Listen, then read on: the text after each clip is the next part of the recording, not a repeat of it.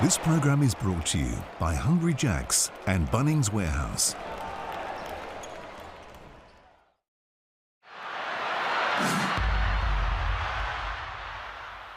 Here we go. Time for another throwdown, another great matchup in this storied rivalry. The last time these two teams played, Melbourne United absolutely wiped the floor with South East Melbourne. What could go wrong for the Phoenix went wrong, and Melbourne United, well, they hit their straps and found their groove on the back of CG43, Chris Goulding. So I'm going to go with Melbourne United to continue that form again, but the multi is where we find the value. South East Melbourne struggled to defend. Melbourne United have found their offensive groove. Let's take the total points over, and we'll throw another one in there. Mitch Creek, he loves coming up against United. I reckon he'll be on fire. Enjoy the game and gamble responsibly. You know the score. Stay in control. Gamble responsibly. There has not been a single play that has summed up this rivalry more than this emphatic dunk. Here we go. Melbourne United have the wood on the Phoenix, but they're going to look to turn the table. Goulding got away for a good look. Double figure lead for Melbourne United. Humphries puts that into the stands. That was trash. Absolute trash. Shot clock at 4. Goulding's going to have to invent something. But Melbourne United go from 25 down 48 hours ago to 25 up in throwdown 17. Well, live from John Cain Arena, round 7 of the Hungry Jacks NBL continues with a delicious Derby Day doubleheader. First up, it's the South East Melbourne Phoenix locking horns with Victorian arch rivals Melbourne United. Later, it's the Sunshine Stoush, where we have the Queensland enemies Brisbane and Cairns going at it. But right now, the heat is on in Melbourne. Both teams coming off a Thursday night loss. And as I welcome my co-commentators, championship winners Leonard Copeland and Pete Hawley, as always, the throwdown will be spicy. I'm looking forward to this one, Case, and you're right, the heat is on because it is freezing in Melbourne, but there's going to be some fireworks tonight in this game because you said both teams need a win.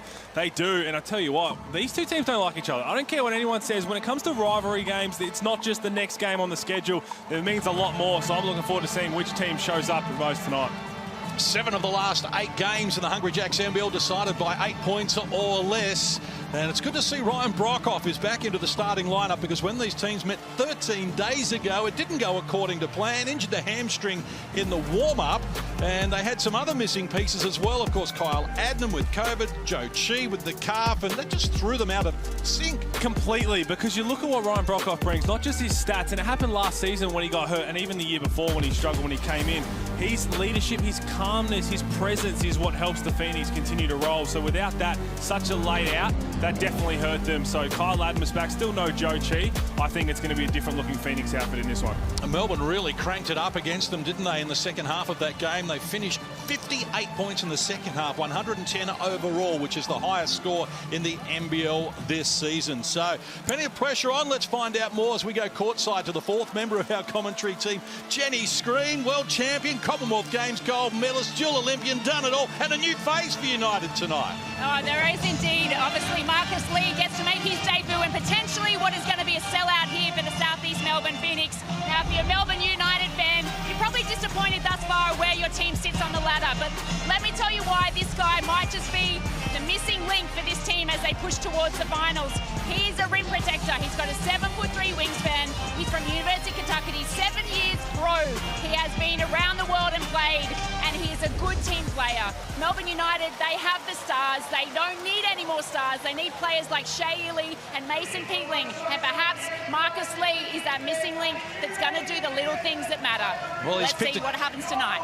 Thanks, Jen. Looking forward to your input throughout the game. But the battle of the bigs tonight, Copes, is going to be outstanding. He's picked a good game to make his debut here, Marcus Lee. Absolutely. Look, because I tell you what, on the other end down there, they got a guy who had 30 and 14 last time. So they're going to need some rim protection. But what he does is he's going to give Isaac some rest. Again, he's not going to get 20 and 10, but he will protect the basket, and he can dunk, as we see. Well, Alan Williams, as you say, outstanding the last time these teams played, and Isaac Humphries was outstanding on Thursday night. So this battle here is going to go a long way to deciding the game. I'll tell you what, the last time they met, Alan Williams was on track for a 50-piece. He was a bit quiet in the second half. He was outstanding, and Isaac Humphries did all his work in the second half. That's how good he was. You're looking forward to this matchup, but you're right with Marcus Lee. He's not necessarily going to be a guy they throw the ball to like they do Alan Williams. say, get a bucket, but his presence should open up the floor for the likes of Ray John Tucker and Chris Goulding. Didn't you say you had 30 points on him in college? Absolutely not. Absolutely not. Couple games, not that one. Okay. Nice touch from the Phoenix pre-game as well when they ran onto the floor and they were wearing the rainbow-coloured Phoenix emblem on their shirt as a mark of respect to Isaac Humphries, and what a big week it's been for him as well. You've got to love that the Phoenix can still find it against the arch rivals to acknowledge such an important moment. So special to see that, and that's a big kudos to the Southeast Melbourne Phoenix. From all reports, the club came together and thought that'd be a great touch, and clearly meant a lot to Isaac. I think it means a lot to everybody. Absolutely. That's respect. So both teams, well, they need to find a win here. The Phoenix, their starting five, as you can see, it's going to be the same five they used in Thursday night in Perth, with Brockhoff back into the starting five, who was replaced by Ruben Tarangi when these teams played 13 days ago. And the champion starting five for Melbourne, well, they, of course, have one change as well from the last throwdown, because no Shea Illy tonight. Ray John Tucker has been included into the lineup. I think that's going to hurt them a little bit, because Shea Illy came in and he stabilized the team. He knew when to get Goulding the ball. He knew how to get these bigs the ball. He's a leader on the floor. He runs that team, and he hurts them. Well, talking about Ryan Brockhoff being that calming presence for the Phoenix, that's Shea Illy, and now concussion symptoms again, so the third time in a matter of 3 months. So very concerning. Hopefully he doesn't miss too much time, because, yes, Chris Goulding is the heart and soul of Melbourne United, but Shea Illy's the engine room. One of the marquee matchups in the Hungry Jacks NBL. It's the throwdown in Melbourne, and United have controlled the tip and patient. The offensive end to start with as well. Goulding takes one to the chops, so the first foul of the game is going to be called on the Phoenix. There's a bit of patience trying to get Chris Goulding a look, because they just lost track of who had the ball. Rattan Mays could have walked in to a 3-ball, but stuck to the first offensive set, and TRM is shooting 40% from three, so I would have let that fly. Doesn't turn too many down. United now a little busier. Humphries from close range. Surely just adjusted nicely to get scoring underway. After last night's game, where Tassie came up with 27 fouls, the most by a team in the competition this year, to start with a foul here wasn't exactly what we were after. But here's Southeast Melbourne Phoenix with their first offensive set, and they roll it down to Creek against Aquera on his back.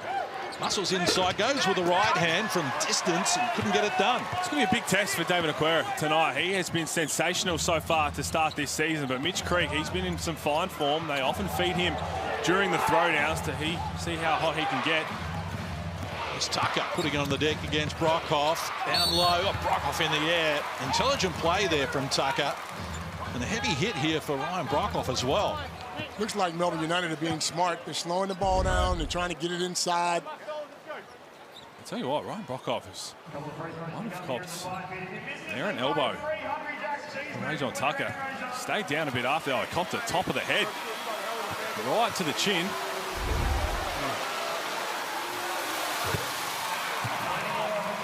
And Tucker to the free throw line, a 67% free throw shooter. Second most free throws in the NBL this year, Ray John Tucker. He puts pressure on the rim and works his way inside. And had a very good game last time they played. He's sort of trying to find his own feet, I guess, with the pressure of being an import and them not playing great basketball. He had to pick his game up, and he's done that. 23 points in 27 minutes on Thursday night in the loss to Adelaide, including 4 of 6 from deep. I get the impression he's just starting to warm to the occasion, Tucker. Here's Creek. Couldn't finish from close range, and a chance now for Rattan Mays and United to extend this opening here. Off the mark, though, Tucker. One missed the goaltend down the other end. Just interfering with the hoop on that spin move. What a pass. It's in traffic. Well done, Humphries. Big Sauce. The Sauce didn't travel there. The Sauce was running. Tried to get saucy with it.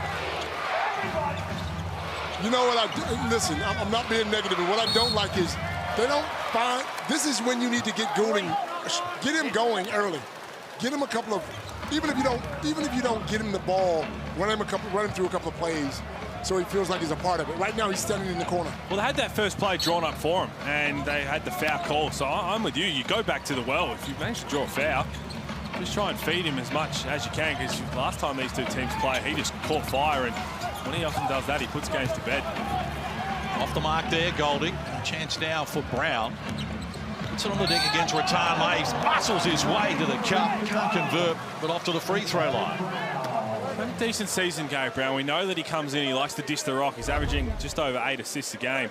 But he can do this. He's really crafty. It was a little while ago. Remember the sham god he pulled out in the blitz?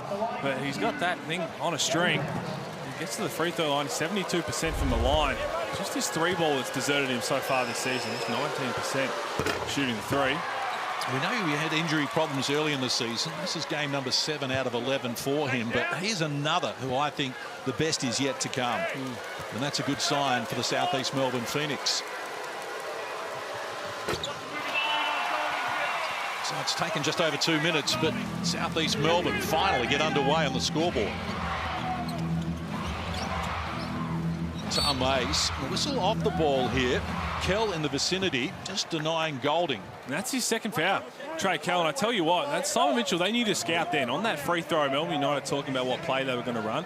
Simon Mitchell knew that screen was coming. He was really pressuring the refs to watch for an illegal screen. Unfortunately, watch Trey Kell in the bottom left corner of the screen. If you're going to hug Chris Golding off the ball, when everybody knows and your coach has said to watch Chris Golding in the play, you're not going to get away with that. That's exactly right. So 4th team foul here on the Phoenix already. We've played less than 2.5 minutes as Humphries goes to work there and just muscles up hard and gets it done. So a 5-point lead for Melbourne United. 2.5 minutes played in the opening quarter. Phoenix, none of 3 from the field. Haven't got anything going at the offensive end, and the shot clock rolls to single digits here again. As Brown picks up the dribble. Outside.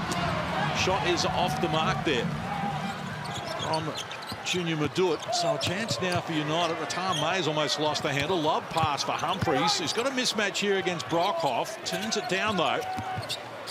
And Rattan Mays from the free throw line adds another 2. Southeast Melbourne just like they're lost. I mean, offensively, they're not getting anything. Defensively, they can't find their man. Good timeout. It was much needed, wasn't it? Because you're right. I mean, offensively, they looked good when they got Mitch Creek the ball in the middle of the key.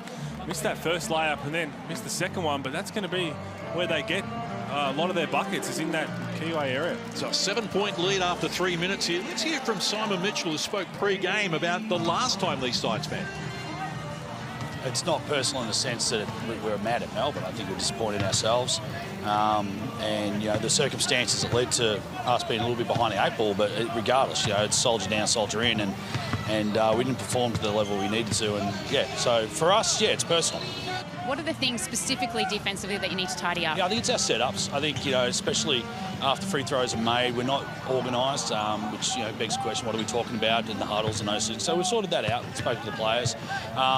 Both games are some amazing shot making from the opposition as well. So it's more of the preparation before the shot making, trying to take them out of their groove, out of their rhythm. So, yeah, those are the 2 major things. Simon Mitchell with Jenny Screen pre-game. Well, you hear him there saying that preparation before the shot goes up. They've already got 4 fouls because they're too locked in. I mean, it's a good thing. You're saying, yes, you're trying to be physical and set the tone. But if you're doing it the wrong way, doing it illegally, then in the end, it's not going to be a positive. Sometimes I get the impression that Creaky lets the game come to him. This is when they need for him to just take over and be the man. So Scott Pendlebury in the background there, again on the Melbourne United bench as he was on Thursday night. They need to find some offense here, the Phoenix. Picks up the dribble, gets it back from Brockhoff. Now gets a mismatch against Golding. On the retreat, he lulled him to sleep and came up with a finish. It's a big knockdown. You can see what they're trying to do. They're sending Ryan Brockhoff into a screen with Gary Brown to try and get Chris Golding and Rattan Mays to switch. But instead of the one-on-one, that's where I'd like Big Sauce Williams to just turn around and go screen Ryan Brockhoff again. Get him a clean look. Just like Melbourne United need to find Chris Golding open looks, got to do the same thing to get Brockhoff. Had 1 shot for the first 20-odd minutes the other night. That's not enough. And just 2 for the game in 16 minutes. Not enough minutes, not enough shots. I don't know if I could have played in his era, Pete. I'll tell you right now.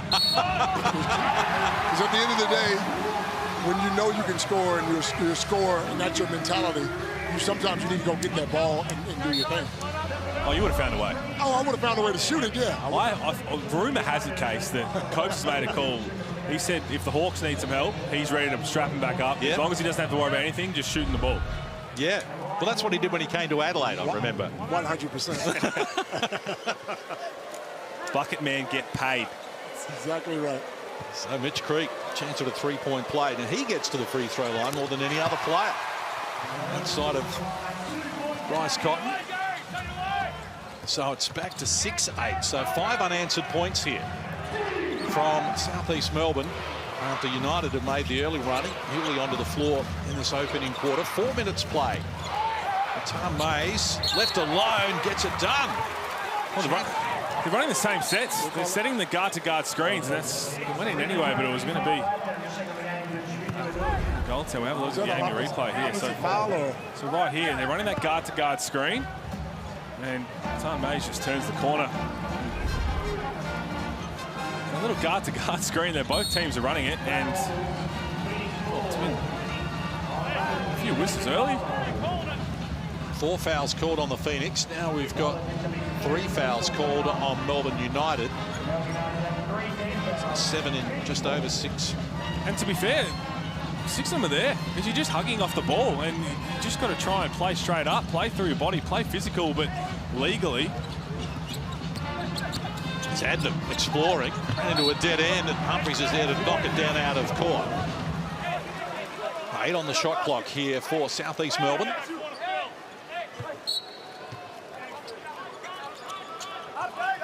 Been able to get their mojo just yet.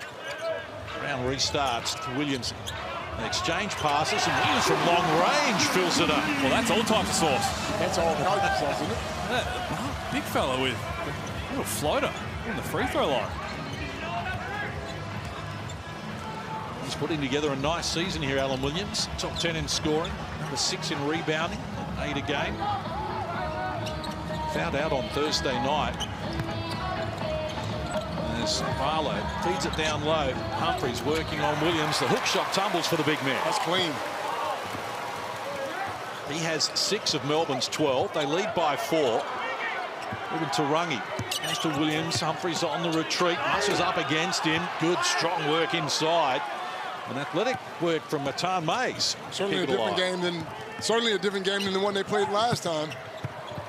Rattan Mays lost the handle. Adnam likewise followed suit. Now Rattan Mays elected to fire.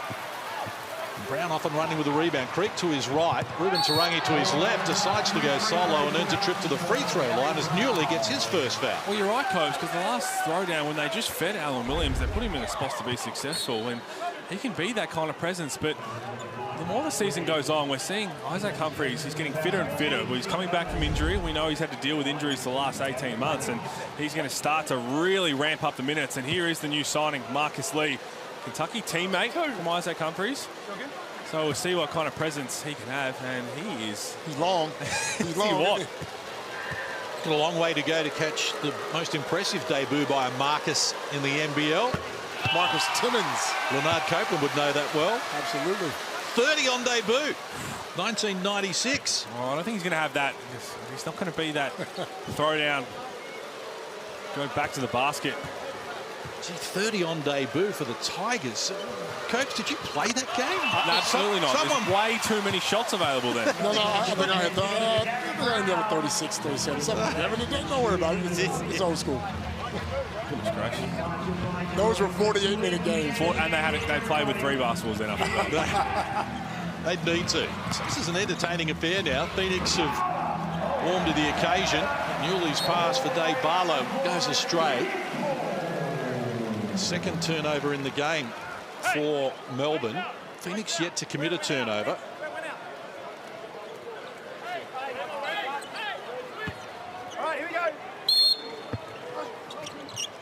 Phoenix get another opportunity here. Williams wrestling with Lee. Here's Creek working on David Barlow down to the baseline with the right hand. Can't finish it. And Marcus Lee grabs a rebound. Speaking of getting it up, this guy right here. Well, he's been playing well. Oh, yeah. Lockie Parker. And he's not shy at all.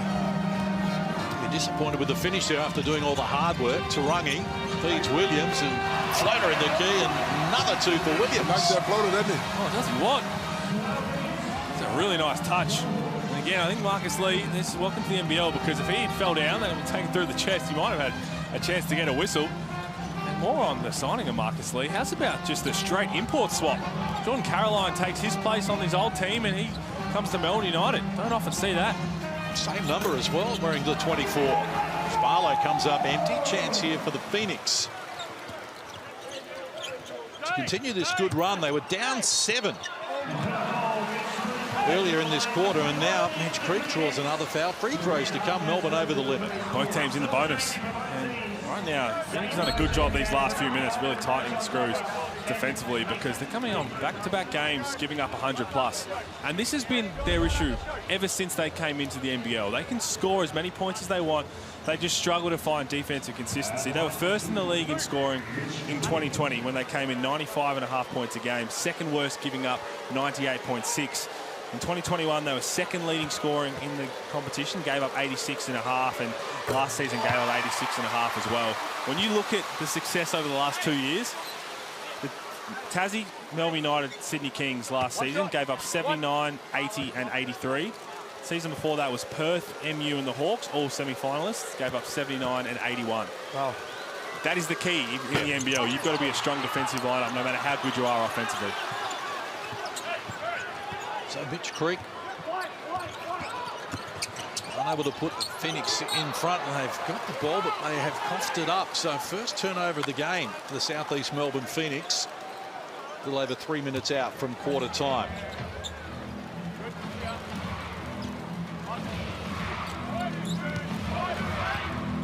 I think the right here is going to be a position that Ray John Tucker's going to have to start to kind of make his own, that backup point guard with no Shea Illy. Brad Newley tees one up. That's no good.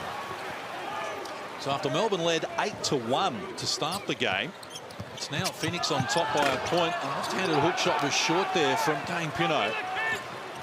John Tucker quickly back the other way. His chances here against Junior Madut. Dances into the paint, takes them on, and is going to be called for a travelling violation. Yeah, and then it came out, and it never came out of your hand. Well, it never came out of your hand. Standing one-on-one defense by Madut just to take the bump, and then Ruben Tarangi's the one who comes across to get the block. And you heard the explanation from the referee, and he's spot on. He's a great call and great help by Tarangi.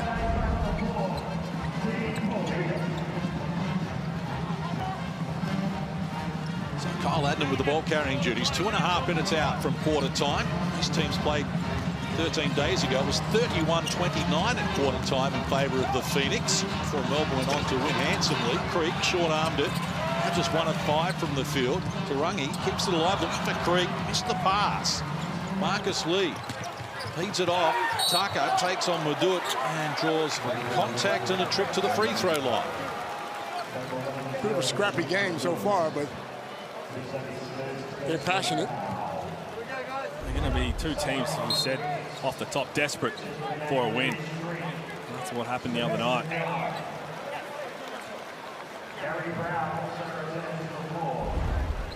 I like this from Tucker, though. Be aggressive. Time is now. Melbourne United. And that's his game. Put his head down. I mean, he hit 4 of 6 from 3 the other night. That is not his game. Even though he's shooting the 3 at 34%, which isn't too bad when you come in with knowing that you're not a great three-point shooter. There's Dimmer sitting courtside and taking a lot of games in courtside in the pre-season, in the off-season. Might be recruiting somewhere. Never know. Or Pendles. Perhaps. Oh, Pendles would never. Melbourne United back on top. A little over 2 minutes out from quarter time. Brown harassed. Well done there by Barker. Tarangi looked in control there. Well slapped out of his hands, and Phoenix will get it back with 7 on the shot clock. You mentioned scrappy, Coach. I think there's 2 teams that have come out trying to set a tone physically, but it was illegal, and there's a lot of whistles, and now they're trying to take a step back, and they don't know exactly what page they're on, both offensively and defensively, and that's what we're starting to see with a couple of those scrappy possessions. Brown fires, got it from Pinot, knocks down another. He's got 7 in the game now. Right now, both teams only have 3 scorers. Williams Creek and Gary Brown. I know he brought you up. I'm pretty. You've checked it. 7, check. Tom Mays and Ray John Tucker. So Chris Golding, 1 field goal attempt in the first quarter. Which is not enough. And Ryan Brockhoff checking back into the game. He checked out without taking a shot. This is called New Age basketball. I played with a guy named Andrew Gaze. He would have had 10 shots by now. 12 maybe. Let's go courtside. Jenny Screen. Guys, you talk about the passion and intent of the game tonight, and obviously both teams are physical, and obviously the level of skill isn't there at the moment, but both teams have rotated 10 players in the first 9 minutes, or I should say 8 minutes of this game, so that's going to take time to find players to gel as well, so that potentially could be a reason why you see a bit of scrappiness in this first quarter. I believe that should be Burgess from Rattan Mays. There it is. Southeast Melbourne home game. Swing. And for as good as Rattan Mays is shooting the 3 ball, 40%, he's just 54% from the free throw line. That one tumbles there. It's always nice when you give your own fans Burgess, though. When you, yep. So it's not all bad news. No, well, the Phoenix were good enough to do it in the Melbourne home game 14 days ago. This the other, and the finish. No, he didn't. No, he didn't. Oh my, Mason Peeling playing a game of Twister. I almost fell out of the chair over here. Jeez. 9 points, 3 of 3 from the field, having an impact here. As we move inside the last 60 seconds of the opening quarter. Short. A chance now for Gary Brown to show us some more tricks, and he is. Oh, this man is deep in his bag right now, Copes. Gets it back from Smith-Milner. Get out, get out. Shot clock in the single digits. Shares it across Brockhoff, working inside Golding. Needs help. Brown for the 3 ball. It's deep. A chance now for United for the last play of the opening quarter.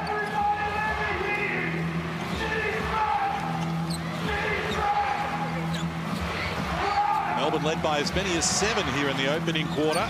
Phoenix have been in front as well.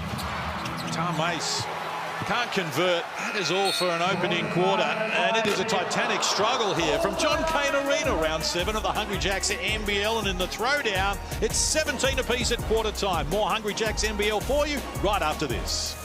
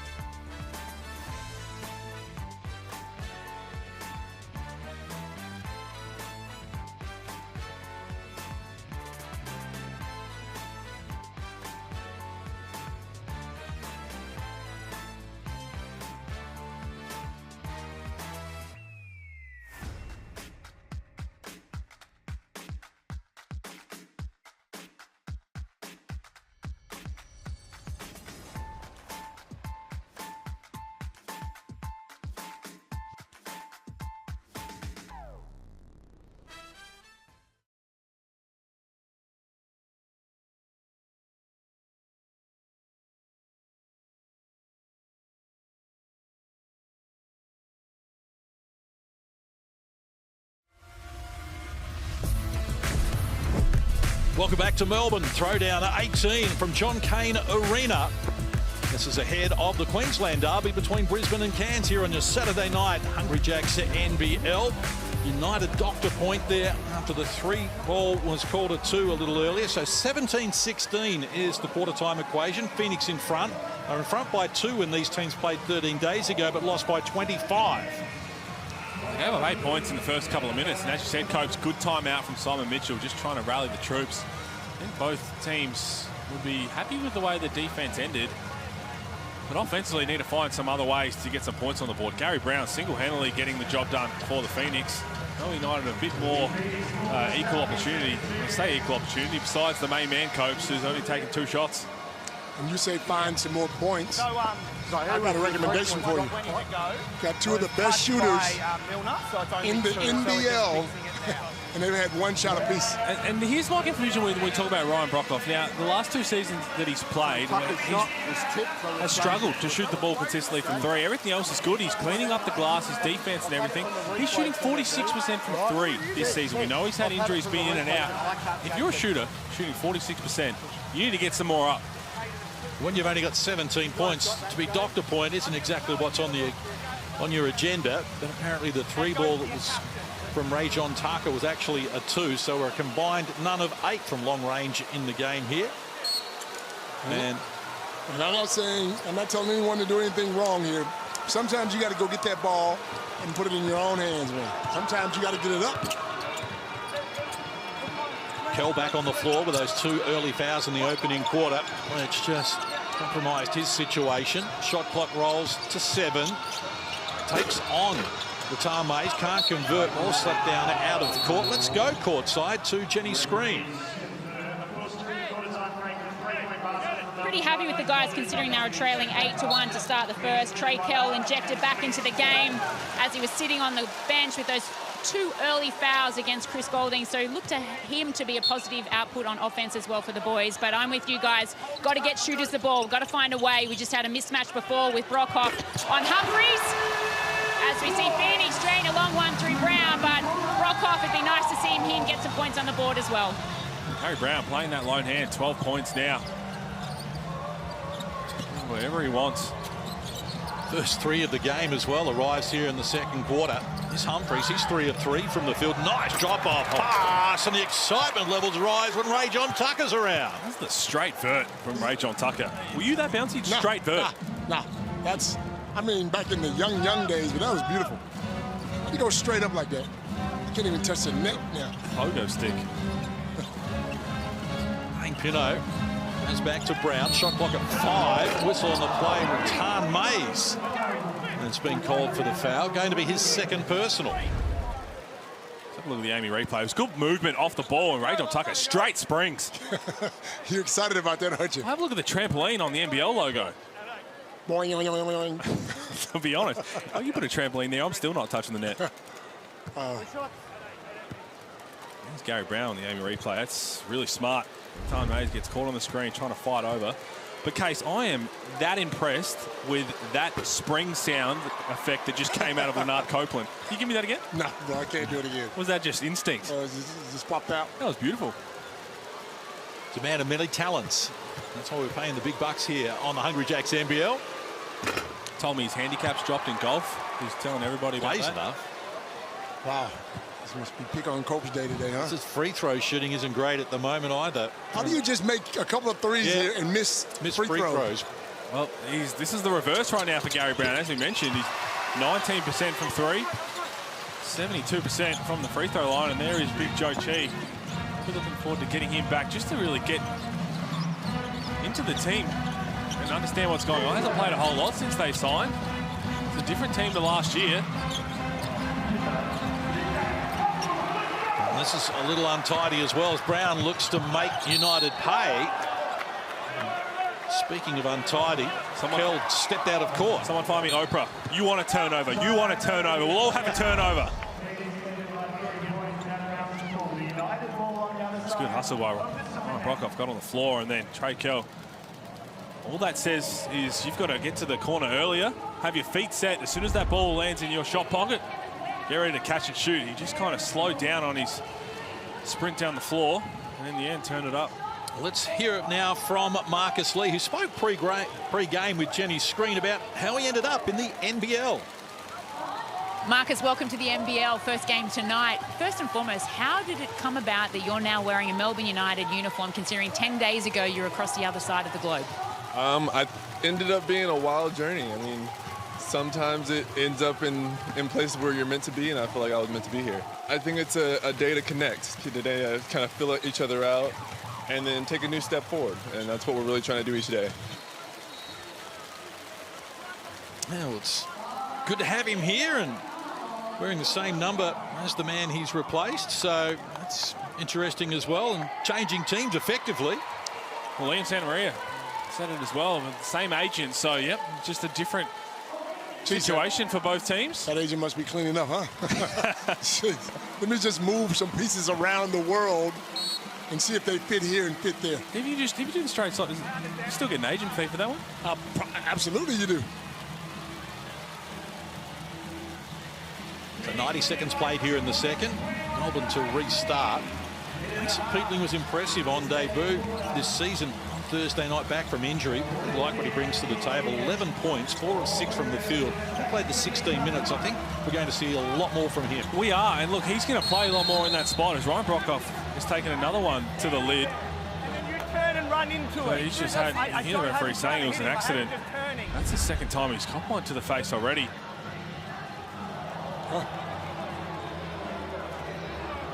I missed that. I've already talked to... I don't have him trying to hit him, no. Yeah, okay. Ryan Brockhoff saying there was a bit of extracurricular, bit of movement. Well, it is the throwdown. We probably need to see a little rumble in the jungle. Yeah, that's what the referee's just trying to say. Let's try and get a little bit of spice going. We've had some sauce, but we haven't had any spice yet, Coach. That's right, that's right. The United restart and eventually get it into the hands of Xavier Rattan-Mays. Explores down low from close range. Nice finish again from the big man Humphries, who's now 4 of 4 from the field. And they tried to get into that Spanish action we so often talk about, where you have the ball screen and then Chris Goulding setting the back screen on the big fella to try and get everybody confused as Brockhoff tries to tee one up. That's no good. Athletic rebounding contest, but that Spanish action is all designed for Chris Goulding to either bounce back up to the top for a 3, or you cause confusion because he's in there trying to set the back screen, and you get that slip that Isaac Humphries had. Good pass from Rattan-Mays. 8 points now for Isaac Humphries. Pressure up the floor from the Phoenix. And eventually they get it again. Rattan-Mays, 4 points, 4 rebounds in that opening quarter. It's Tucker. Guarded by Brockhoff. Shows him some tricks, works into the low block. Outside, good first step there. The finish wouldn't tumble though for Aquera. The ball knocked down out of court. Last touch by Gary Brown. Yeah, Dean Vigman, he's not happy because the offense just wasn't on the same page. Not getting through the set that the point guard has called out, and that's been a big issue this season for Melbourne United. Golding, the inbound pass, can't convert. Brockhoff running. Not a lot on offer. Here's Kell to the free throw line. Can't finish it though. Humphries had a piece of it. Loose ball now. And out of court. Last touch by Williams. United will get it back. Back on Mason Peatling. I love the decision to go after a centre in the backup, because I think David Aquera has shown a lot in the short amount of time that he's starting to get increased minutes. You want to put a lot of faith in him. Let him continue to grow, and then Mason Peatling, you can kind of be that trust guy to just be a glue guy. Rajon Tucker gets another one. He's found his feet. Rajon's playing exceptional ball these days. 9 points now. When he hit the 1-3, he had one taken off for him. Stepping on the line. 7-1 run here from Melbourne United, and back in front, and not for long. Well, I'm about 30 seconds away from saying, let's just have a Gary Brown, Rajon Tucker 1-on-1, king of the hill. That's what it looks like, doesn't it? That's where it's going to be at. Brown's been outstanding, leading the charge. Oh, my. Feeding Kell for the finishing touches. How's the unnecessary sauce? Oh, it just throws you off just a little bit. Just freezes you, so you don't know which way to go. Don't discourage it. Oh, no, it's nice. fun. It's nice. Phoenix by 4. It's Golding being clubbed. Mitch Creek colliding. Mitch Creek's claiming he got caught on the follow-through, but you see they just take away Chris Golding's space. Here is Garrett Brown. He has this thing on an absolute string so far tonight. Perfect rotation. Look at this. Oh. Oh. There you go, Trey Kell. Learned from his mistake, had his feet set.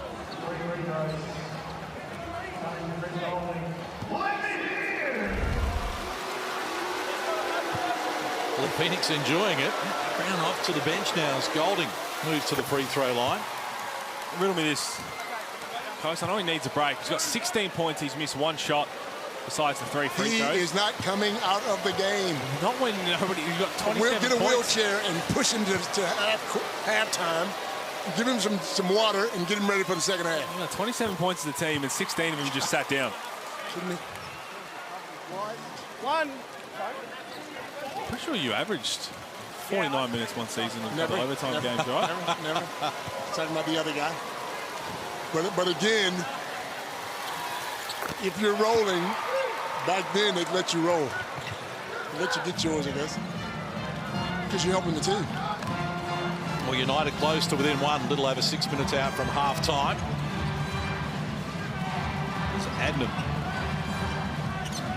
goes about his business against Lucky Barker. Now puts it on the deck against Golding. Ran into a trap, needs help. Williams is there, and he lets it fly. Free throws to come. He's having a really good season, Alan Williams. Just over 15 points a game, 8 rebounds. 78% from the stripe.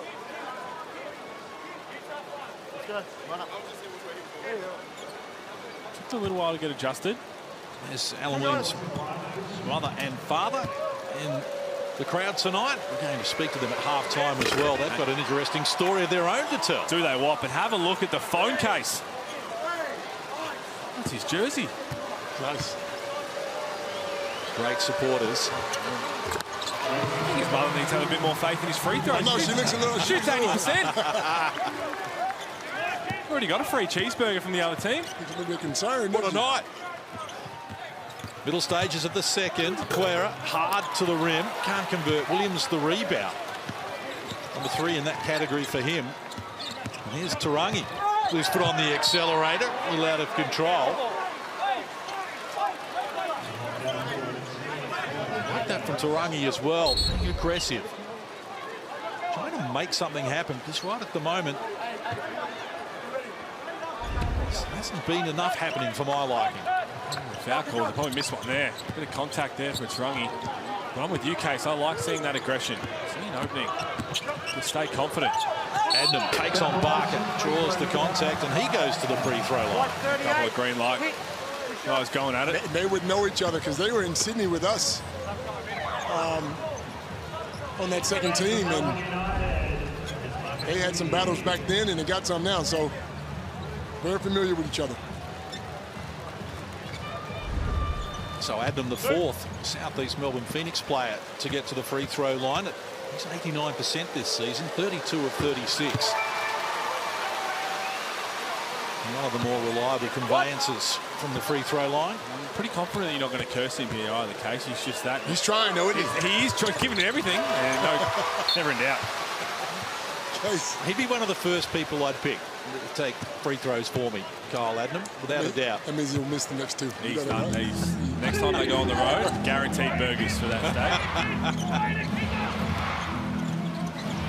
The fans looking to get involved as well.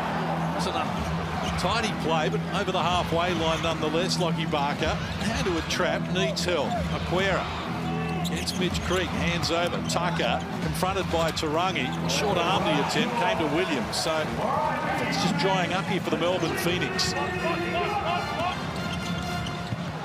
As Williams works inside, provided the muscle but not the finish, and Tucker now with his foot on the accelerator made the opening, and the outside shot just wouldn't work there again.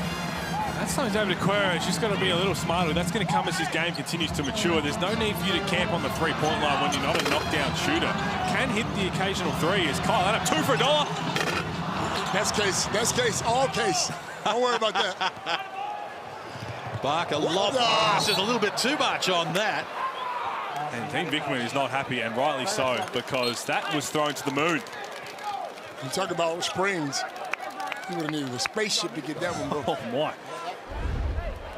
Have another look at this. This brought down some rain.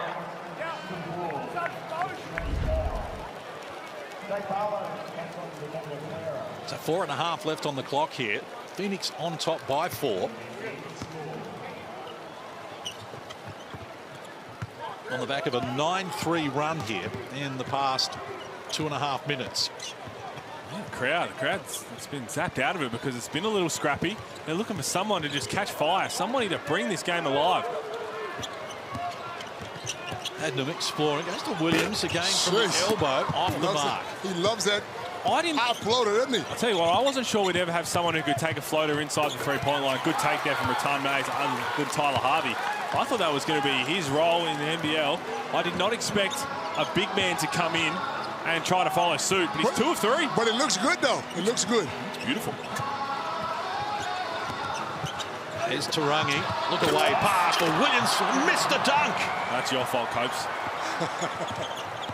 Ratan Mays getting busy again against Mitch Creek. Muscles in low and comes up with another 2. So 8 in the game now for Ratan Mays.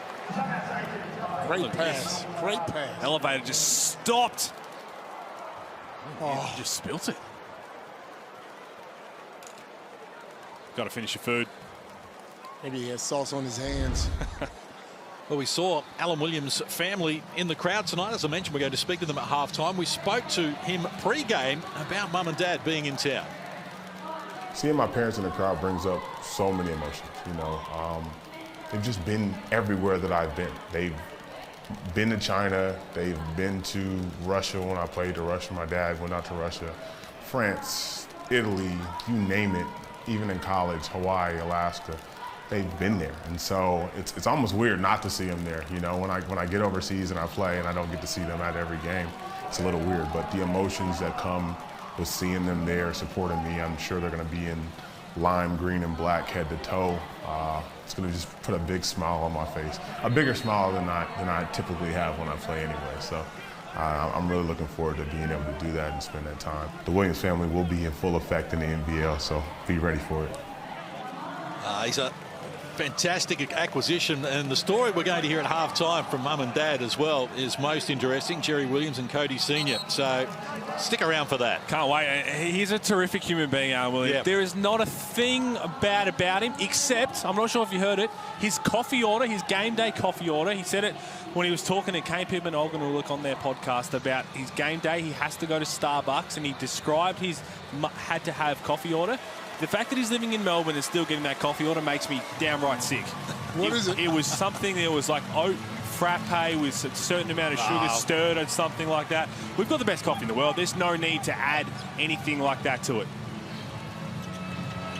Gary Brown has been adding to it tonight. 16 on 5 of 6 shooting so far.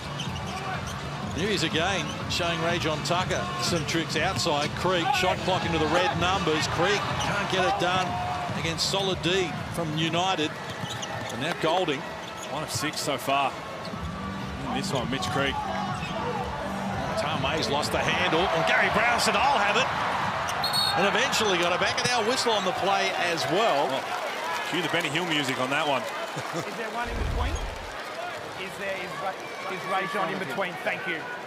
White 11. Push. Play. Either way, they were just having a quick conversation with the referees just to see whether Rajon Tucker managed to get between Gary Brown and the basket, not to have any sort of clear path foul or any potential upgrade. Is that 2 fouls? Or you got 2 fouls on? It's actually 3 fouls on the Tom Mays. Yep, he's out of the game. He'll have to sit down now. 8 points, 5 boards, 3 assists. He's been doing a lot for United. Creek from close range, but his shooting problem, as Hooley's just alluded to, came up empty again. Well, he came to big load the other night. Maybe that's just taking a little bit of a toll on him. He just looks a little tired. Here's Golding, ambitious with a left-handed running hook, off the mark. United have 4 players who hit the scoreboard for their 30 points. From close range, Williams Can't convert. Kept alive by Kell. He gets it done.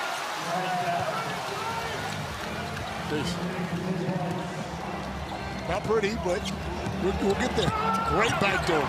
That's the kind of play you got to run for good and get him going. You know the teams are going to be all over him.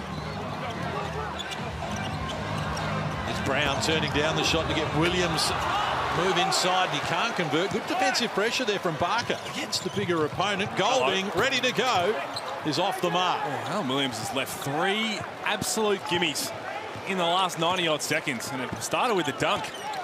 Missed that one, and then hasn't finished off his hard work. Brown. Oh, what a pass. Into the corner. Tarangi. It's a beautiful pass from Gary Brown. Ooh, Tarangi is shooting 22% from 3. Had his feet set, ready to tee off. Nothing but net. So after no threes in the opening quarter, the Phoenix have been able to come up with 4 of 6 from deep in this quarter. Both teams make some substitutions here, 90 seconds out from the half. Look at this, coach.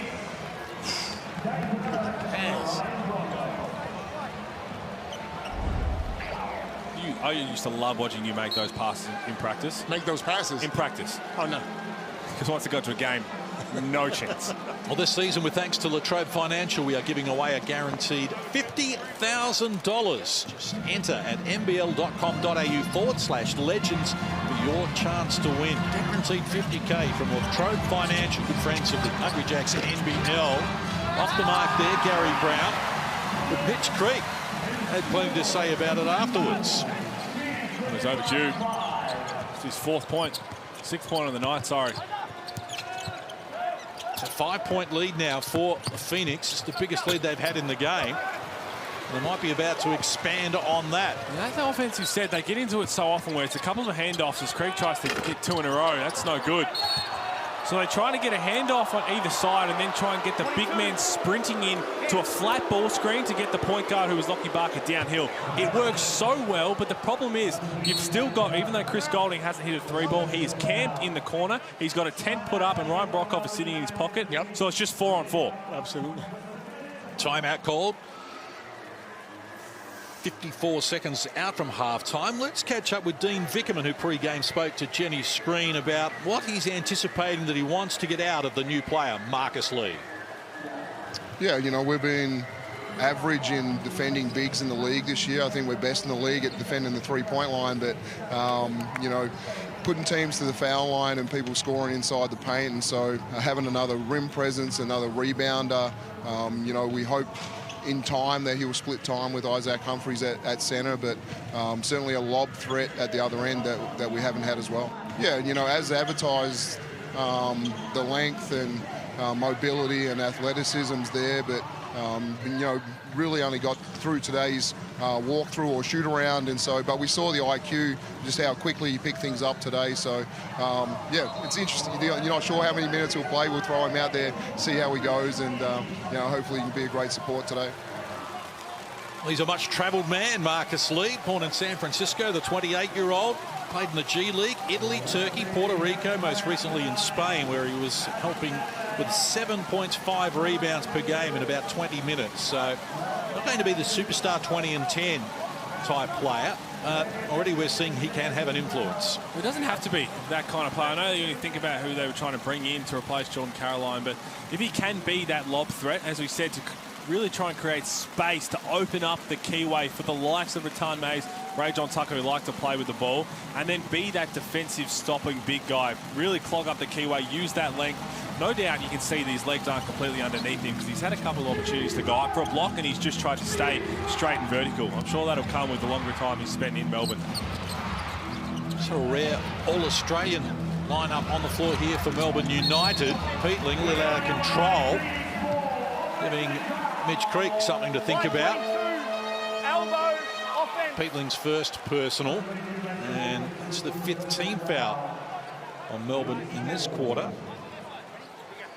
I would have loved to see Melbourne go after another shooter, though, just to opening up for Google. Well, look, to be honest, I think that's where they look back at the start of the season. That is the key thing they missed at the time. Again, we're looking at who's available at this current moment, which I think they would have loved, and they're looking really hard to have that big man as a knockdown shooter. A Dave Barlow type in the peak of his career. The stretch the floor for the likes of Ray John Tucker. That's what his game does so well.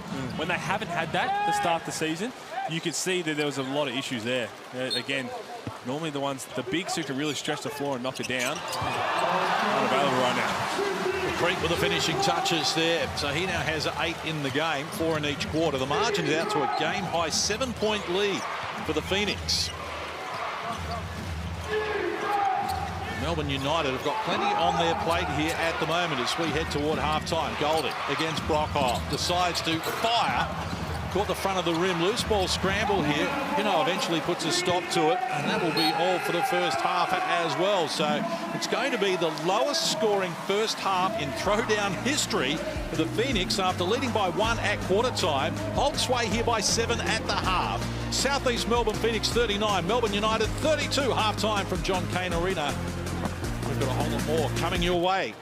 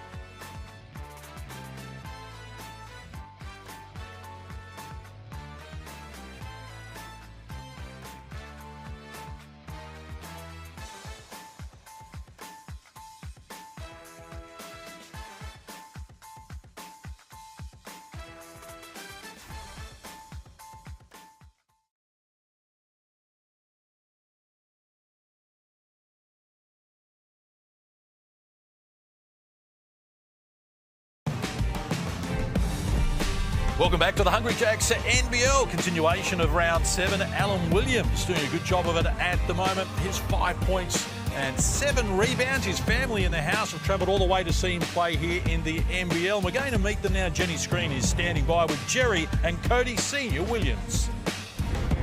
Guys, behind every great human, there are even better role models. And for Alan Williams, that is his parents. I'm going to start first with Jerry because your story is absolutely amazing. Police officer for over 30 years, chief of police in the biggest city in the nation of America, Arizona. Tell me, you say that your son is gracious and he's taught you that, but boy, oh boy, there's got to be things that you've taught him. I mean, we've both taught him stamina, working hard, perseverance, caring about other people. But he's really refined so many things. I mean, he's just so politically correct and gracious and engaging and so genuine, and that's all Alan. Well, I think you're absolutely amazing as a woman and what you've done for your country and for the town of Phoenix. And when you talk about your son as well, you played, you got a full ride to Oklahoma, and then you obviously had those knee injuries. But when you watch your son play, you must be proud. But do you think, boy, everything he does, I taught him? Well, let's just say I played a different game. He's a beast warrior. He is not only the big sauce, he is the beast warrior. He goes out and plays with a passion. He plays with tenacity. He's smart, and he never feels like he's out of the game. And so what he brings, even when his game may be off, he brings a togetherness for the team. His goal is that we can't win by ourselves. I can't score 30 and win, but I can score 10 and have 10 rebounds, and we can blow somebody out. So he's a team player, and he's very skilled, he's very smart, and we're very blessed that he represents us so well because I think he's doing a great job representing Southeast Melbourne. And absolutely, you were a judge in your former life as well, almost in retirement. And obviously you are enjoying a retirement now. Talk about connectedness that you have followed your sons all over the world, and obviously in China, America, and now obviously here in Australia. Talk to us about the NBL. You only landed in the country today, looking amazing, I might add, but how's this game present to you? Oh my gosh, so the people are wonderful. Everyone here with the team and the organization has been amazing. It's comforting to know that when your child is so far away, even though he's an adult, that he's being taken care of. Well, we hope you enjoyed the second half. We hope he knocks down those bunnies he's missing. But welcome to Australia, and please make sure you don't have Starbucks coffee and that you go and enjoy some Melbourne coffee while you're here. All the best. Go Phoenix! Go Phoenix! Go Phoenix! Well done, Jenny Screen, and great to have the family involved. You can see why Alan Williams is such a nice guy. This is part of the Basketball Victoria's inclusion program where they play wheelchair basketball as well. And great to see them sharing some spotlight at John Cain Arena, where at the moment 39-32 is the halftime score, the lowest first half, or the lowest half in a throwdown. But this is not surprising given how much is riding on this with both teams coming off a loss. No, exactly right, Case. Look, it's been scrappy, but again, I think both teams tried to set the tone physically to start the game, and then a lot of whistles, a lot of fouls. They had to try and pull it back, and when they tried to pull it back, things got a bit out of whack. So expected second half for things to fire up a little bit because one team's going to go on a run. How does the other team respond? Mitch Creek, he's got 8 points, but he's been slow. It's been all Gary Brown, really, in the first half. He's got 16 points. He's been outstanding to go along with 5 assists and a couple of highlight plays. And look, yeah, it's a 7-point margin, but this game can go either way. Well, Gary Brown's been outstanding. He's put this on a show, 16 points, 5 assists as well, 5 of 7 from the field, and he's really orchestrated this, and it's been impressive to watch, Coates. It has been. Look, and he's not known for being a great three-point shooter, but he's knocking down a couple of threes. He's getting people involved. He's dancing with that ball hooligan, which I love. I mean, he's putting on the show himself. I just think there needs to be some more fast break points. You need to get out and go to loosen this game up a little bit, and I think the team that can do that is the team that's going to come out on top. I think that's a great point. And when you're struggling to get through your offensive sets or things aren't everybody on the same page, which we've noticed a lot, getting those stops, getting out and running, getting the easy baskets is going to help us. We have a look at the halftime stats. Phoenix, they're dominating the glass, and that's going to be something I'm sure Dean Dickman is not going to be thrilled about. Marcus Lee, you're not expecting a whole lot out of him, but Dean Dickman probably just saying, go out there and crash the glass hard. 1 of 9 from 3 from Melbourne United, 4 of 11. That's 2 from Gary Brown. That's not the guy who's likely to knock down a couple of threes. Expect some shots to drop in the second half. Just 4 turnovers for the Phoenix as well. They've taken good care of the ball. Well, this season, thanks to Latrobe Financial, we're giving away a guaranteed $50,000. All you need to do is go to nbl.com.au/legends for your chance to win. Here's some of the entries we've seen already. Hit a half-court shot, you to be in the running. nbl.com.au/legends for more when we've got more after this.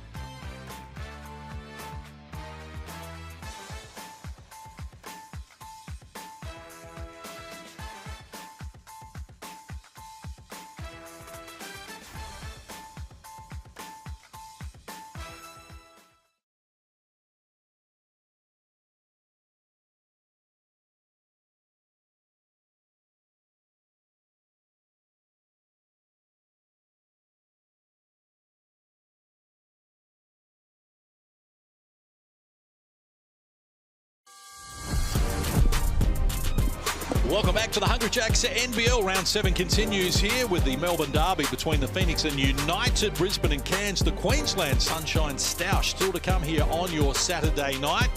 And some of the great entertainment provided here by the Southeast Melbourne Phoenix. Make sure you get to a game here in Melbourne at John Cain Arena if you can. And right now, 39-32, up 7. The Phoenix will be happy with this equation, keeping United to just 32 points. They average 85 a game, Melbourne, so a long way short of where they'd like to be. And Gary Brown's been the man. He's been fantastic, 5 of 7.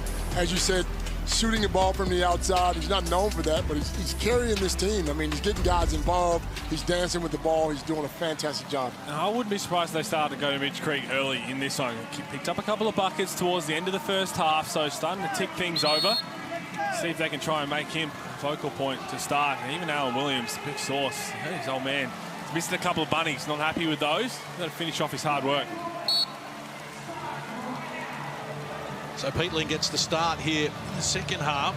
Restarts to Xavier Ratam-Mays, who's playing with 3 fouls. Now Golding joins in. Tucker. They get Peatling a look from outside. He can't convert, and Creek grabs the rebound. It's a great play, but I think that's kind of a play it's going to be defended like that. When Dave Barlow checks into the game in that 4 spot, be able to step out and knock down a 3 ball. I think it was designed to get Rajon Tucker downhill. Ryan Brockhoff penetrates, trying to drop the ball off for Mitch Creek, who wasn't expecting it. Peatling came up with it, and now Ratama's into a trap, needs help. Peatling provides it. And now Tucker. Get it to Golding, who got a good look and knocks down the three, his first of the game. Got a good look because Gary Brown ran into his teammate, fell down, and how's that? A lone Melbourne United supporter in amongst a sea of Phoenix fans. You'd like to see that drop down for Chris Golding, just his first made three, but just his third attempt. Williams puts it on the deck against Humphries, muscles up against the big man and draws a foul on Humphries. That's going to be his second. Mom always seemed to be worried every time he touches that ball. He's money at the free throw line, Mum. He is money at the free throw line.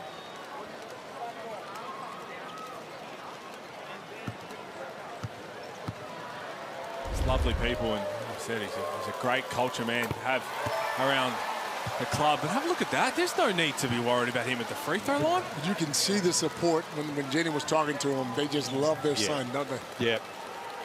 Great to see. To follow him all around the world. What an adventure. I know. A loose ball getting after it. Three Melbourne players, and between them they've coughed it back up to the Phoenix, and Williams from close range can't convert there. Eventually they put a stop to it. Well, Golding did, and now reaching in, Brockhoff is going to be called for the foul. It's going to be his second personally. Me, I will tee you up.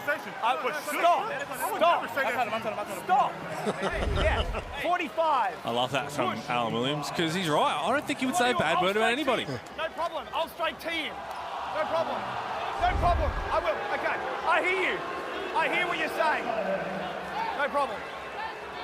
I hear you. Okay. Stop. Jeez. I think he was just a bit emotional, missed the free throw, and three United players went for the same rebound. I think he's got it back. Sometimes you mess up by not taking the wide open shot and try to create a better shot and end up turning the ball over. Creek's got to let that thing fly.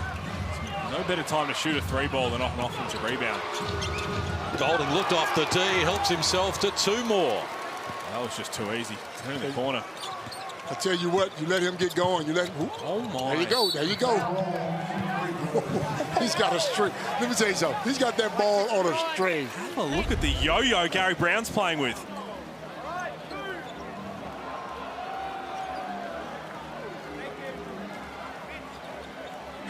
So Mitchell just having a little reenactment. Have a look at this yo-yo. Well, if Alan Williams is big sauce, ain't any little sauce? Hey, I'll let you call him that if you want to call him that. Peter Hooley came up with the nickname Little Sauce. No, have a look at our TikTok celebrity in the house. He finessed Maine. About 500,000 followers on TikTok. He's also got about 500,000 different jerseys. He's got to pick a team. Why? Hey, no, I did a promo with him about a month ago. And he doesn't need to pick a team. He's not bad.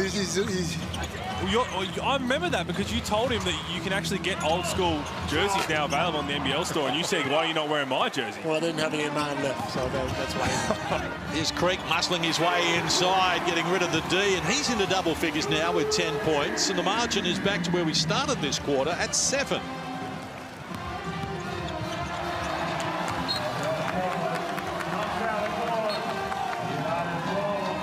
So Melbourne United will get possession. Unusual throw down, and the chance here for the Southeast Melbourne Phoenix, really, who have had to play second fiddle to Melbourne United in these games. 12-5 is the head-to-head here in favour of Melbourne, who have won the last 4. So an opportunity beckons for the Phoenix as Ratam Mays look to go over. Williams inside. Humphries from close range can't get it done. His first miss from the field in the game. Let's go courtside to Jenny Screen. Guys, you can see emphatically the bench from Phoenix up and about. Every time they get their ball to a hand, they knock down a shot, as Ryan Brockhoff does right there on cue. But you can see they're up and about. That loss in Perth on Thursday hurt, not to mention when they faced Melbourne United and got a little bit embarrassed a week ago. Their intent is here, and Simon Mitchell at halftime said, do not drop off defensively. And you can see right now they have the momentum on the defensive end and on the offensive end as well. First double-figure lead we've seen in the game as Brown exploring. Brokoff finally gets a wide-open three. Well, you got to run something for him again. Run it again. He's just, again, Brokoff knocks one down, nothing but net, and then puts his tent up in the corner. That's just got to be a little bit of awareness from Gary Brown. See, there's an unbelievable pass. Brokoff ready to tee off, and then, again, you get the stop, come back down, slow down, and whatever set you have designed for Rowdy, get him the ball. You're right, these guys are standing in the corner. It's pretty hard to get them the ball when they're in the corner and their defender's standing right there next to them. So they got to move. You got to. 8-2 run here by the Phoenix in the last 2 minutes as Dean Vickerman calling timeout for Melbourne United.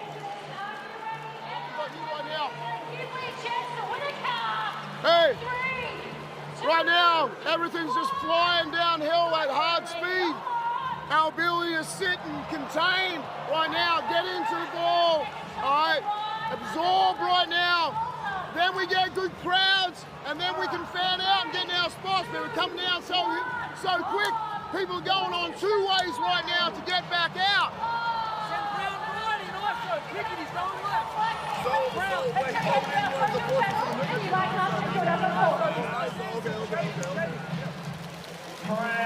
That's one coming back for us. Let's go to a shakes up right now. All right, we're going shakes up. We got ice into it. Make sure we got great screening. Playing off the post here. Come on. Let's have a look at the shot chart for both of these teams, because you see a lot of the red X's in the key. They're missed shots that players will be making 9 times out of 10. I'm talking Alan Williams, he's 2 of 10. Isaac Humphries missed a couple down there. I've seen some layups. Ray John Tucker, he's 2 of 8. A lot of red X's inside the keyway, which is why the score is so low. But let's keep an eye on how they come out and run the next set from Melbourne United. Dean Vickerman going with the shakes up, which is 2 ball screens and then a back screen to get Isaac Humphries a ball in the post. And there you go, Copes. It's not a hard game, Copes. Not a hard game. If I knock 1 down, look for me again. If I knock 2 down, you don't have to worry about looking for me. I'm going to go get the ball myself. 13-point lead now for the Phoenix. And it is ground to a halt for Melbourne United at the offensive end. On the retreat here, Barker. Shot clock to red numbers now. He's got some work to do. Confronted by Adnan. Went behind the back. Tough shot. Can't finish it. Williams grabs the board. Big problems. 11-2 run here from Phoenix. Oh. But I love that. I love that from Mitch Creek. Just really patient. It doesn't matter. That's going to be called a charge. That's a great take then from Mitch Creek. I thought he may have been moving to the right ever so slightly. But again, back to the play. Having a look at it here.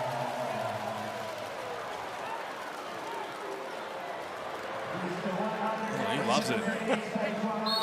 Don't know about the celebration. I'll tell you what, I wouldn't be surprised. What's that dance, Pete? I know you know. What's that dance? I don't know what that is, but I wouldn't be surprised there's a coach's challenge here, because it just looked like that he was moving straight to the right. He took it through the chest, but not sure if he got his feet planted. But back to that, Brokoff hits another 3, and Mitch Creek has the chance to have nobody pick him up full court. And instead of trying to create something one-on-one, he just slowed down and trusted that Brokoff would find himself to get open. And there we go, as expected.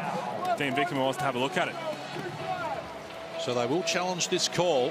Melbourne will... They really lost their identity. We know during the off-season they lost Joe Lawala-Chul, top 10 in scoring. They lost Caleb Agada. They lost Delhi. They lost Jack White. But Porty, we know, injured and not taking part. So they've lost so many pieces and they really haven't recovered. More and more importantly, they've lost Shea Healy for this game, which gets them going, man. He leads his team. He knows where to put people. He knows where to put the ball. And we got a decision here. Well, coach's challenge was unsuccessful. The call on the floor on White 38, offensive foul stands. Restart the game with Southeast ball in the backcourt. Well, it did look as though Mitch Creek was still sliding, but was the... He took it straight through the chest. I have no problem with that. Maybe he was just moving to the right to try and get there, to get contact instigated by the offensive player, though. But again, we don't get every angle. We don't get every angle No, exactly right. And that's what all coaches' challenges that you have to remember is the replay centre sees a bunch of different angles, can slow it right down. But that's baseline angle. This is where I thought he was still potentially moving to the right. But maybe it was just his up half of his body and his feet were set in the end. Unsuccessful. I launch a commentator's challenge on the... No, I'm over. I'm talking about Mitch Creek's celebration. No, no, I didn't like that either. I actually saw Copes do that at the Osborne one time. And I thought it was terrific. What are you trying to get, a drink card by calling the club's name or something? They're not going to hook you up. Hey, I got a newborn. There, have a look at that. What is that dance? I'm from another generation. I know you probably know what that is. Same age as Mitch Creek, but even I have no idea what that is. Frank the Tank, I'm being told. Frank the Tank? Yeah. Drew Petrie made it famous. Yeah, I do recall that, although he was standing up when that's the lying down version of such. Well, Melbourne are going to have to dig themselves out of the biggest hole that they've had all season if they're going to win here. They're down by 14 at the moment, so they've got big problems. This would solve a few problems for you if you can win this MG. It's a ZS electrical vehicle. Enter via nbl.com.au/winmg. Giving it away. 45K's worth. Get around it. Mad if you don't.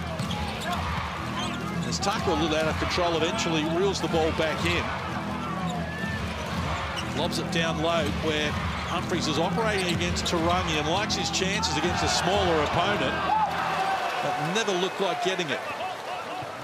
So Adnam, guarded by Lockie Barker, found an opening, bounce pass to Williams, who took the contact and made the bucket nonetheless. Well, they're turning it on right now, the Phoenix. And Williams one rebound away from another double-double, but they're just starting to show what they can do on the offensive end. And it's not United's defense, it's Melbourne United's offense. Yeah. That's struggling. They can't get a shot off you. Just every shot's points. hard, every shot's someone's in your face. Just 2 of 9 from the field since half-time. Creek to extend the misery for Melbourne United. He knocks down another triple that marches out to 20. Wow. What a difference. Couple of threes. Brokoff. Creek's getting going. They've hit 3 of 5 from long range in this quarter. The Southeast Melbourne Phoenix, after they had 4 for the first half. Williams is getting involved, 10 points for him to go with those 9 boards. So 3 players in double figures, and Mum's loving it as well. Well, I might have to keep the family around a bit longer if they're going to play like this. Becomes that superstition. She's excited, huh? I like the jacket. That's another one I've seen you wear at the Osborne. Oh yeah, I got that one in blue and black. I'll tell you, black's my favorite color. The number you're wearing tonight from Men's Club, they look after us. They look after us, don't they? Woo. Oh, lovely. I might have to head back in. I'm going to go back and see Marco. Well, if you haven't been there, you need to get down there and have a look. Oh, you'd be surprised at the variety of clothes that they have in there. Shoes, just everything. Casual, formal, every base covered. Absolutely. There's Jiva Mentor, netballer in Melbourne, and with Great Britain as well, taking in the game, which the Phoenix now lead by 20. Melbourne's biggest comeback this season. They were down 12 against the Breakers, and we see Damien Hardwick as well, who knows how to generate success for his team. Mighty Tigers. He's got celebrities all over the place. Jeez. And Scott Pendlebury, who we mentioned before, went to the Institute, decided to turn down the basketball scholarship, which was subsequently picked up by none other than Paddy Mills. Well, that's a great little tidbit. So a chance now for United. Tucker to the foul line, looking to get busy, and does. He's into double figures, his first score since half-time. Let's go courtside to Jenny Screen. Obviously, in the last 2 games for Melbourne United, we've seen the great Collingwood AFL player Scott Pendlebury on the sidelines. Obviously, life is after sport, and he's thinking very heavily about his career and what is to be, and he's intrigued about coaching and potentially coaching in football, and he's decided that he'd like to obviously spend some time with some greats of our game in Dean Vickerman and the brain trust that is his coaching cohort. So he's spending the next 4 days shadowing them, what they do at training, in game day, in the change room, and just putting it all in his back pocket when he potentially becomes one of the great coaches of the AFL boys. Well, it helps that he's childhood friends with Reece Carter as well. He's flying around, but I thought he might have done a thinking about a potential code switch in that ranks like Joel Selwood. Joel Selwood, yeah. The leadership coach of Melbourne Storm. Yep. And of course, Billy Slater going the other way prior to that, going to St Kilda from the Melbourne Storm. I think we're going to see more of it. Different codes can learn different things from one another. Yeah. And in fact, AFL is starting to recruit a lot of NBL players or basketball players.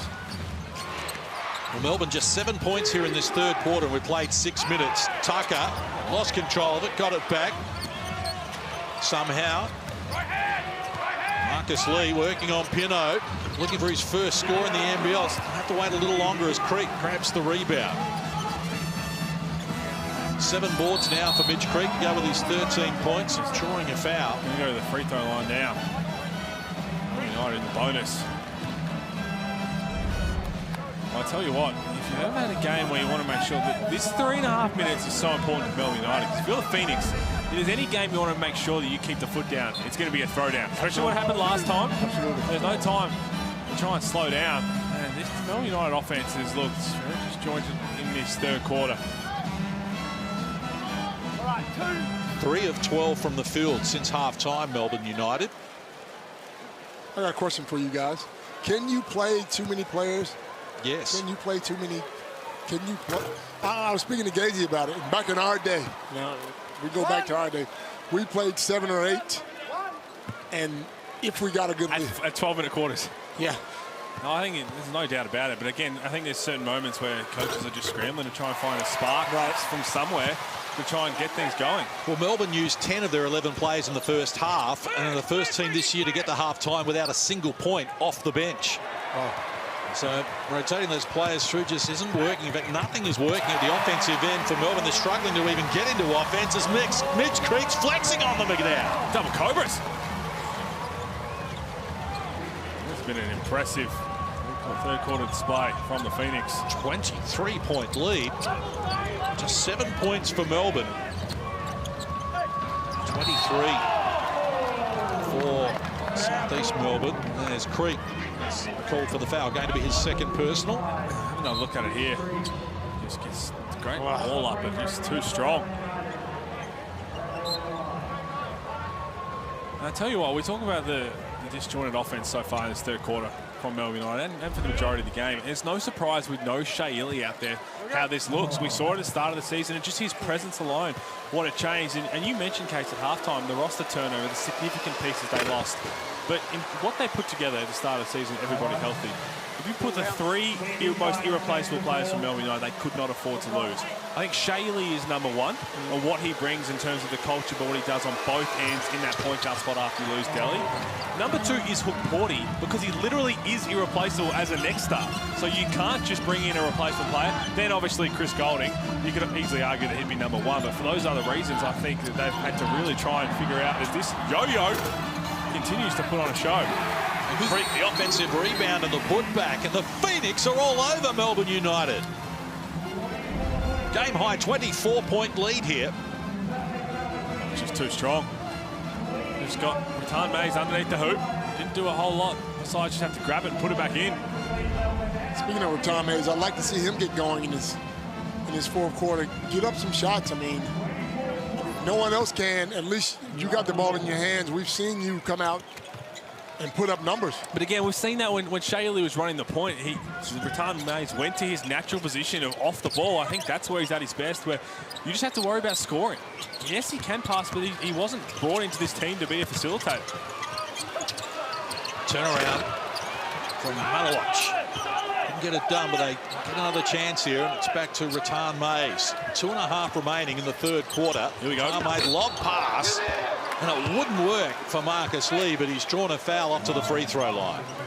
I'll tell take nothing away from Phoenix because they've been exceptional in this third quarter. And again, I think a lot of their defense is designed the way they've locked in this third quarter is saying, we want to tempt Rajon Tucker and Matar Mays to go one-on-one. When things are really drying up, they're trying to just say, look, if you want to break it off to try and have a couple jump shot opportunities, then go for it. We're going to stay doing what we can do best.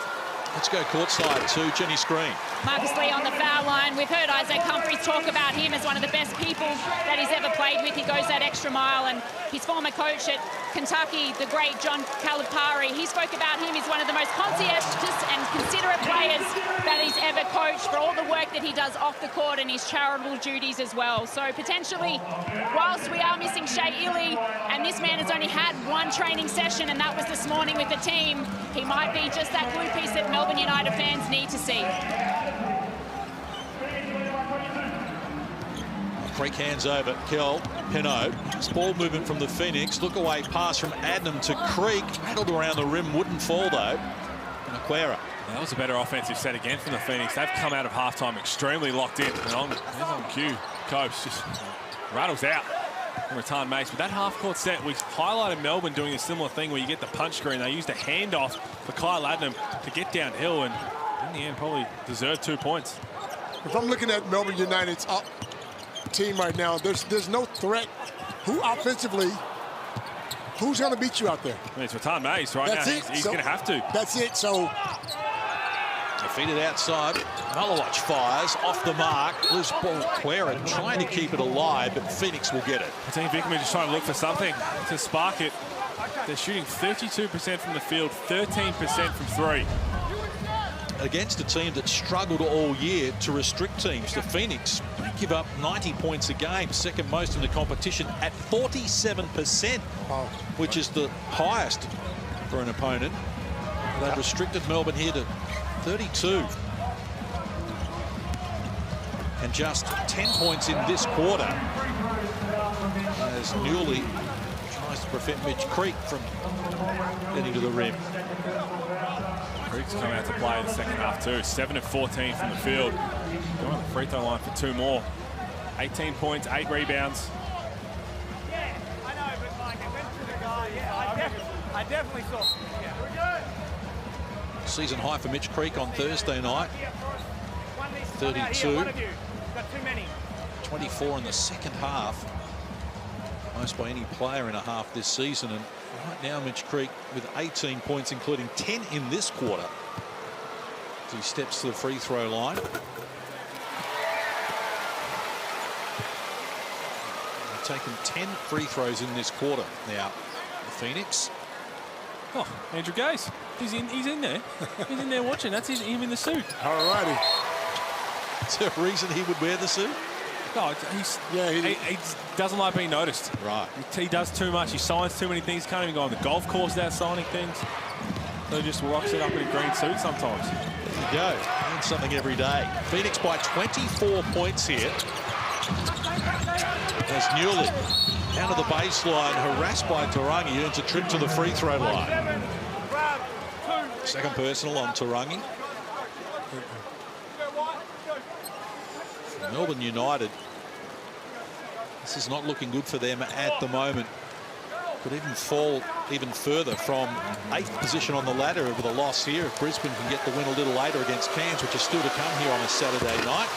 How many teams this year, I mean, at this current point, are we thinking, just the playing series is phenomenal. I think they'll be loving it. That's right. Everyone's thinking that way. You still got to win games, though. You got to win games to get there. Yeah, top league. So margin 22, a little over a minute out. The clock seems to have frozen on the screen for the moment. Kel. Shot clock works to 5. Adnam shut down. Matar Mays charges up the floor, finds Newley, and controlled it nicely. The penetration was good from Brad Newley as well as he knocks down his first field goal. And this is something else that now they've brought in Marcus Lee. When Jordan Caroline was injured, Brad Newley was playing kind of a backup 4 when Dave Barlow was playing the 5, and he actually looked really good. Yeah, he did. He played the 4 for a prolonged period of time in his career, but I thought it kind of freed him up a little bit to have some mismatches as Tarangi just continues to knock it down tonight. They've got the answers everywhere at the moment. South East Melbourne Phoenix as Rattan Mays explores. It's Kell, baseline, clock about to expire, couldn't get a shot away. And the South East Melbourne Phoenix have restricted Melbourne to 14 points in the third quarter, and they have opened up a healthy 23-point lead as we turn for home. Three-quarter time at John Cain Arena. It's the South East Melbourne Phoenix 69, Melbourne United 46, with plenty on their plate.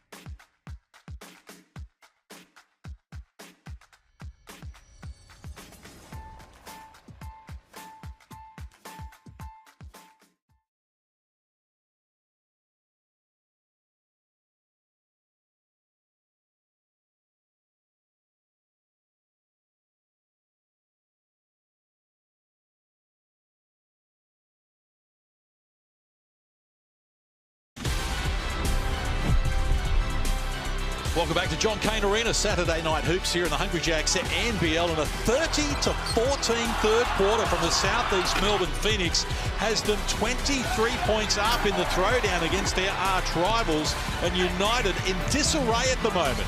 They cannot get anything happening to the offensive end, and the Phoenix, who've lost their last 4 games to Melbourne United on the back of Mitch Creek's 12 points in that third quarter. He is doing the job. Well, he is. They really came out at half-time with a point to prove, and so did the entire Phoenix team. They'll be thrilled with that third quarter, and they'll be saying in that three-quarter time break, job's not finished. They know what happened just 13 days ago. They want to really drive this in to Melbourne United. Melbourne in the zone? Is that a zone? Here's Adnan outside. Smith-Milner to join the three-point party. Can't convert. David Aquera grabs the rebound and charges off up the floor. Newley. Now, Ray John Tucker. Newley exploring down to the baseline. A crafty veteran move there well from Newley. He does that extremely well. He's been doing it his whole career. He can get to that basket. Keeps his dribble alive. And look, this is a bit of an interesting lineup here to start the fourth if you're Simon Mitchell. No Gary Brown, no Alan Williams, no Mitch Creek. I think you need to keep at least one of them on just to kind of keep the momentum going as Ruben Turangi double pumps, throws it to the side of the backboard. Do you take all 3 of your superstars out? You got to leave one on the floor. No Ryan Brockhoff. I know he hasn't played, but you've got everybody else on. You've got Trey Kell as the lone starter.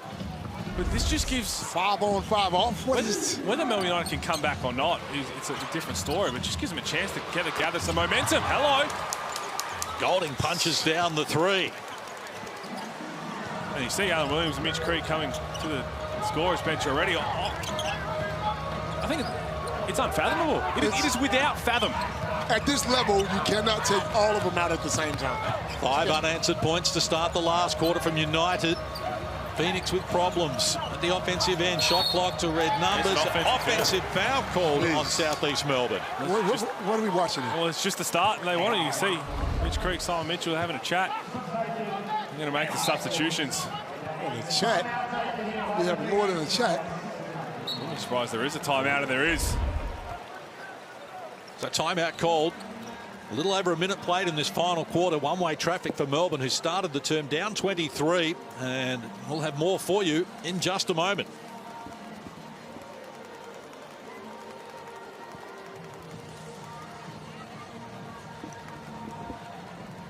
Well, that's certainly just taken the air out of the crowd for the moment. Melbourne United are starting to believe. Well, there was just no need to have all four of those main guys. They're believing because Simon's giving them belief. And the only start he had on the floor was Trey Kell, who got 2 fouls and has yet to really get into the game.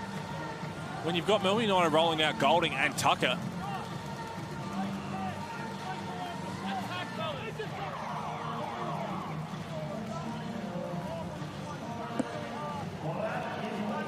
Phoenix coming off a 2-game losing streak.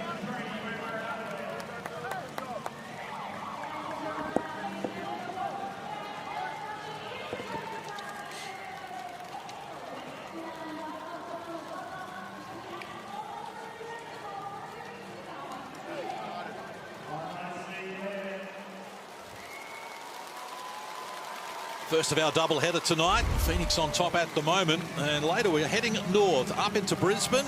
We're going to see Keanu Pinder and the Cairns Taipans in the Sunshine Stoush, and Brisbane loaded with talent, including that man Nathan Sobey, who's really starting to warm to the occasion. I think 7 assists in his last game in the win in Tasmania, 22 points against Illawarra in the win before that. United get it inside but can't finish. The stash on Nathan Sobey going in nicely. Here's Mitch Creek, put on the accelerator, down low, can't convert, loose ball. Aquera going quickly up the floor, just looking to catch the Phoenix napping. Vulnerable at the defensive end, as Luke suggested, and Tucker takes them on. That should count. Continuation. John Tucker. Have another look at it here. Just turn the corner. Miscommunication between Kell and Brown. 2 to count, 1 to come. Here's the little bit of momentum Melbourne United needed.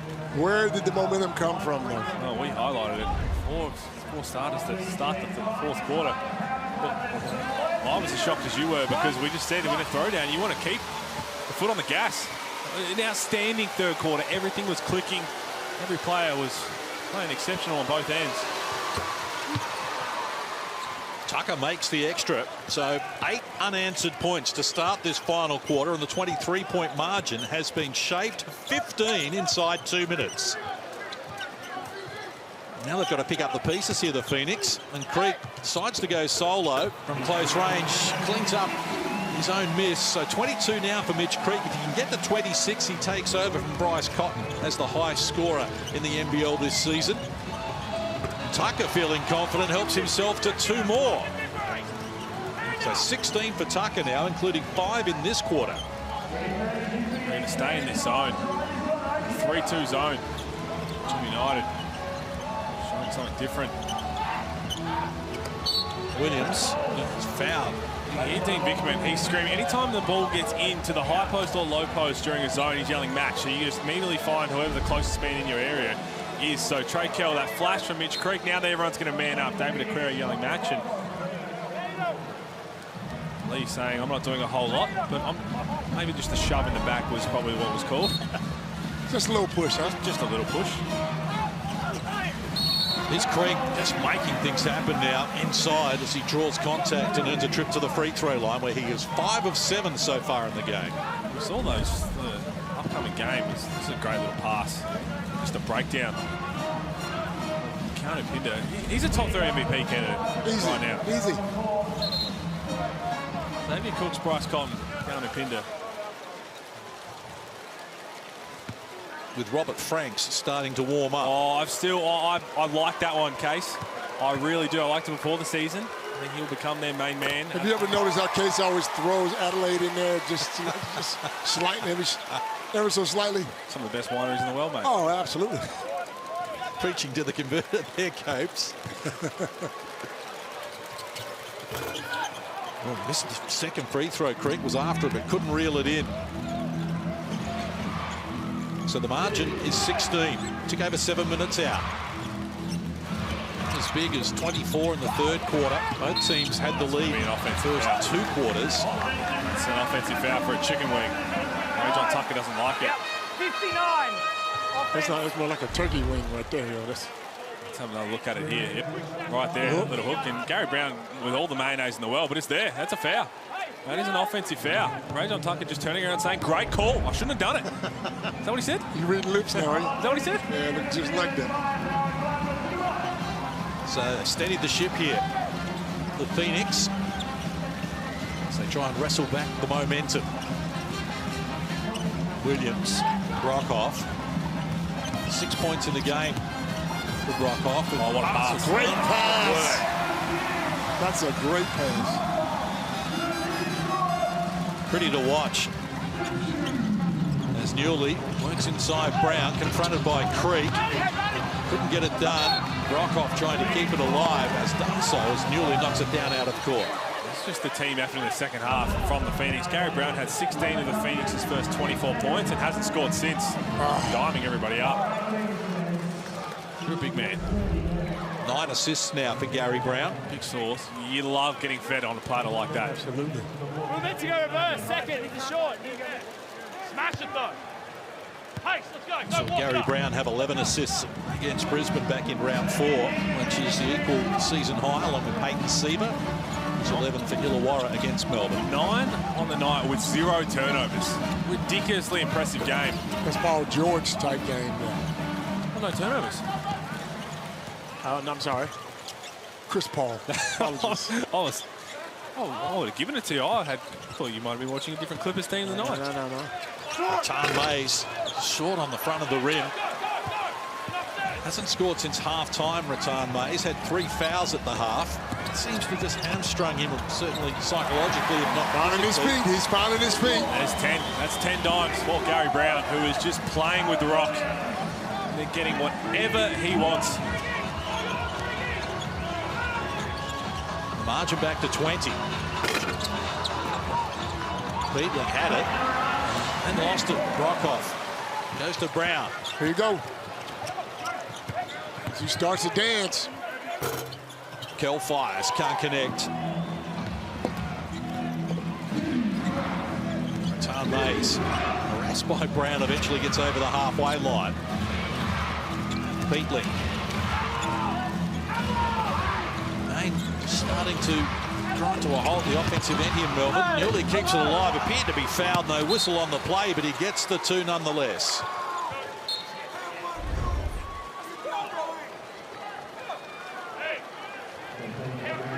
Amy replay shows Brown has been feeding his teammates. He's been terrific. Again, when the offense was struggling, Williams' mother loving it. Loves it, doesn't she? The Amy replay, but when they struggled in the first half, Gary Brown single-handedly kept them afloat, kicking the scoreboard over. And now he's just turned straight facilitator. To have 10 assists with 0 turnovers, he has been outstanding.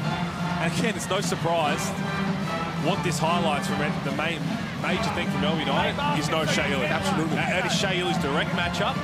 Whether he stops him having however many, doesn't matter, but just his presence alone to go and try and shut that down over the course of the game. And let's not forget, Shea Ili is a very good offensive player as well. He's gotten exactly right. So much better. Inside the last 5 minutes, 18 is the spread in favour of the Phoenix and Adnam. This is Williams, who's been busy here in the last quarter, takes on Isaac Humphries, who did well to restrict him. As we go courtside to Jenny Screen. Well, it may not be a night for Melbourne United, but it sure is for Southeast Melbourne Phoenix fans, with a sellout here for their home game in Throwdown 18, and they're putting on a show for their fans, whether they're watching at home or here courtside tonight. It's been great to be courtside, and the crowd has been oh so loud for their team. It's a rare Phoenix win in a throwdown. It looks as though looking for their 6th win in the 18th edition. Creek, top of the key, fires unsuccessfully. Ratan Mays grabs the rebound. It's number 8 for him in that category, to go with his 6 assists as well. Not sure what Mason Peatling was. Half a shot, half a pass. Oh no, that was all pass, Case, and that was horrendous. Brockhoff knocks down Ratan Mays. And he wants a challenge here. Simon Mitchell does have a challenge up his sleeve. Well, it doesn't like, but look, if Mitch Creek's in charge with the rules and the way it is outlined, I think it's very similar. So inside the last 4 minutes, it's as though Simon Mitchell's going to resist that temptation. John May's playing with 3 fouls. He had those at half-time.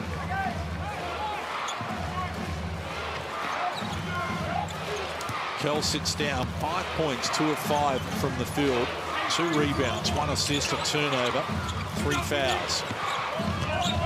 Humphreys gets it against Williams. Started well, Isaac Humphreys, but just hasn't been able to maintain it. He's had 6 points in the opening quarter and has 8 at the moment as Ratan Mays knocks down his first 3 of the game. 40% from 3. He was due. Doesn't mind a late shot clock one either, Ratan Mays. Best shot to take is you got to let it fly. Don't get in trouble for shooting it. Should cut to 13. A stop and a make right now is going to make things interesting. Just bringing some scoreboard pressure onto the Phoenix. It's Brown dancing once more. He's off the mark. Pushing on the play as well. So this foul's going to be called off the ball.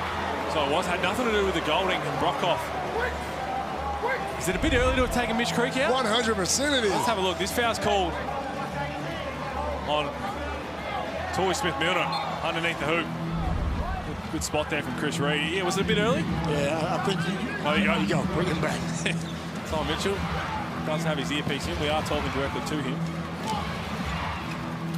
Well, they do have an 8-day break ahead of their next game against Illawarra. Let him rest in. He's playing to the end of the game for me right here. Well, that's more than what we said in the third quarter. It's a throwdown. Remember what happened last time? Inside, finish from Humphreys off the mark. Williams the rebound, feeds Brockhoff. Now Creek, 4-on-2 fast break here for the Phoenix. Brockhoff for the finishing touches at the front of the rim. Golding gets the rebound. United hanging around here. Inside 3 minutes to play, they draw a foul. So free throws to come here for Melbourne United. Phoenix have to be careful here. Just make sure you get a good shot down the floor every time.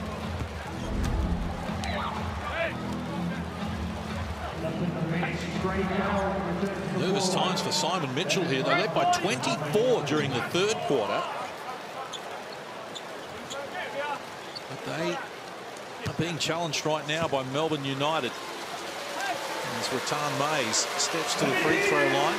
Gave up burgers in the first quarter, and his problems from the stripe continue. Well, I think a lot of it now, because his mid-range is money. He's shooting at 3 at 40%. It is just the shoulders up from the free throw line. Just 54% Ratan Mays. He's 0-3. And that one, he's not going to count. That was a practice shot. Delay a game? Oh, hello. Technically. Look at his numbers, 13, 8, and 6. The shooting woes continue from the free throw line. They've missed 5 free throws in the game. Phoenix have missed 8. Well, Tom Mason missed 4 of them. Here's Brown exploring into the paint. Nice dish off again. Williams couldn't finish it initially, but gets it done eventually. It's not going to count. They would have tied Peyton Seaver. Gary Brown himself with 11 assists. That should have been his 11th. What a pass. It's battered down there from Ratan Mays. Brown's got it again. Maybe this is going to be number 11 for him as he feeds the corner. Brockhoff off the mark, Golding the rebound. Yeah, clean up the floor. Dyer Brockhoff. That's normally a layup for him. He knew it too. Look at it. It don't come that easy.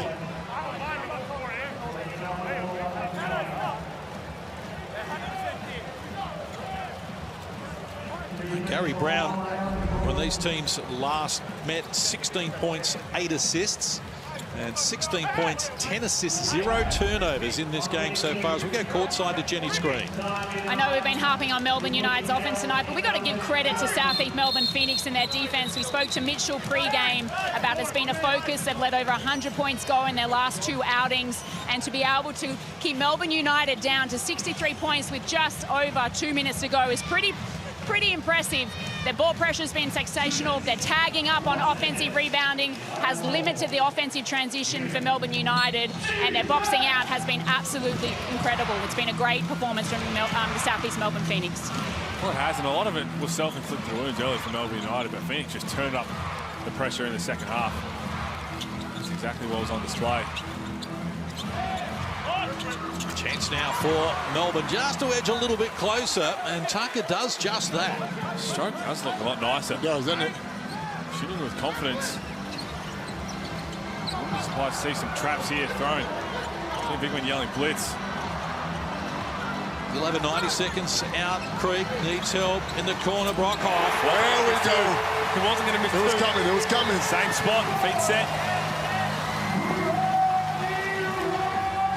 15 the margin.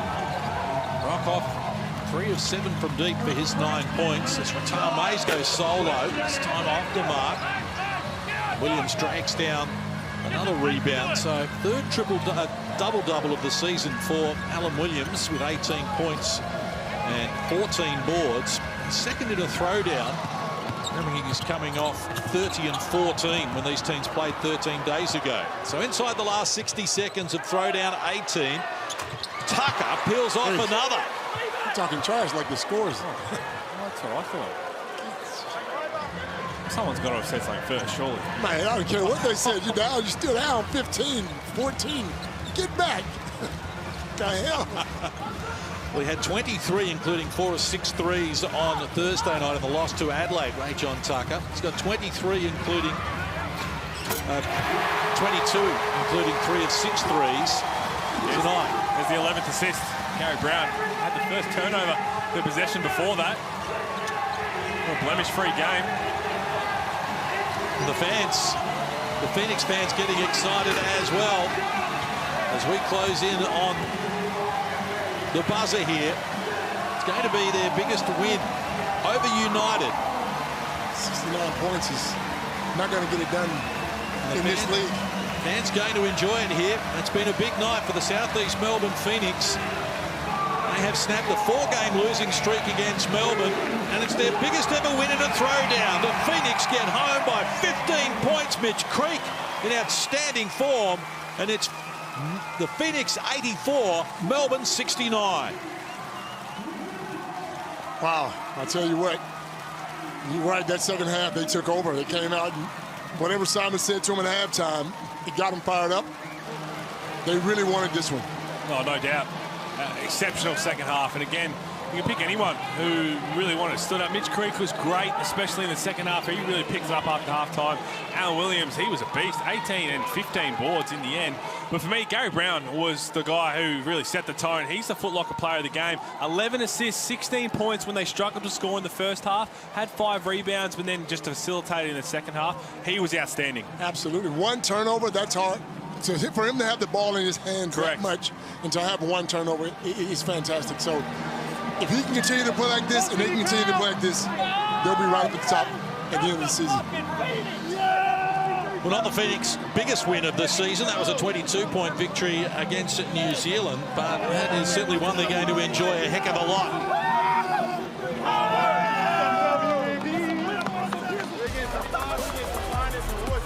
They led by 1 at quarter time, by 7 at the half, 23 with a quarter to play, and they finish 15-point winners here, the Southeast Melbourne Phoenix. We've got more for you here on the Hungry Jacks NBL. We'll take a break, be back to wrap it up right after this.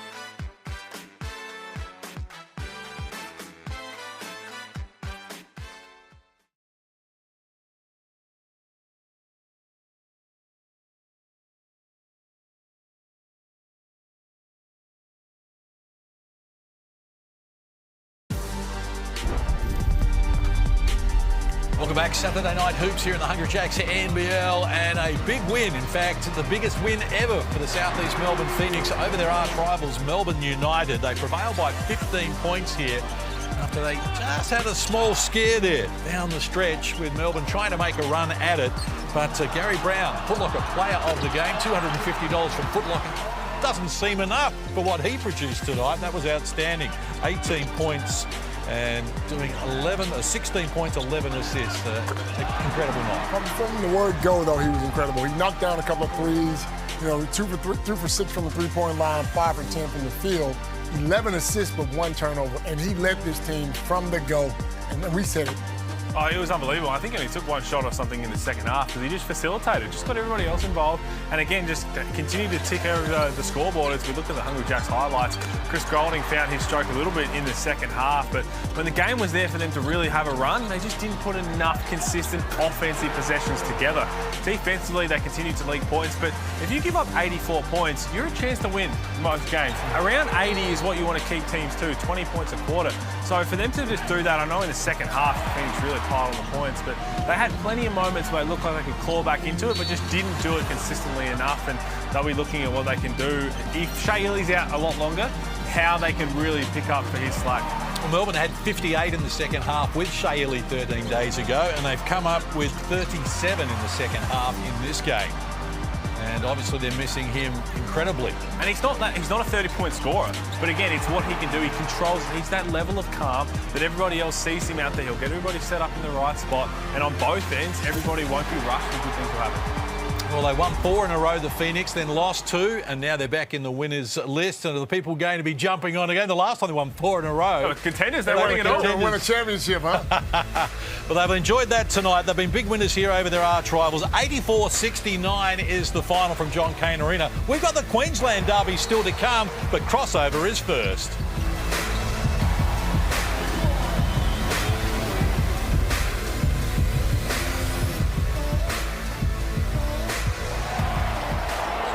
This program is brought to you by Hungry Jacks and Bunnings Warehouse.